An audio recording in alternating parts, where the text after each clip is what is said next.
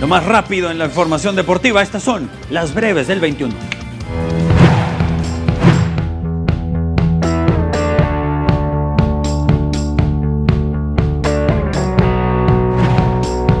Las mexicanas Tamara Vega y Mayan Oliver avanzaron a la final de Copa del Mundo de Pentatlón Moderno que se realiza en Sofía, Bulgaria, donde la japonesa Natsumi Tomonaga lideró la calificación individual. La competencia reunió 80 deportistas y solo las primeras 36 estarán en la final del próximo viernes.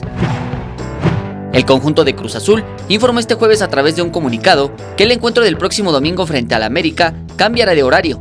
La directiva celeste señaló que el encuentro se llevará a cabo a las 18 horas y no a las 18:30 como se tenía contemplado inicialmente.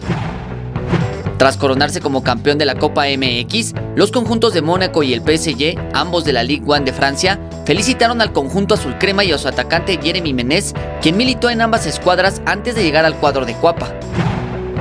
Luego de culminar la temporada regular, la NBA dio a conocer los cruces para la primera ronda de los playoffs de los 16 equipos que buscarán conseguir el título de campeón.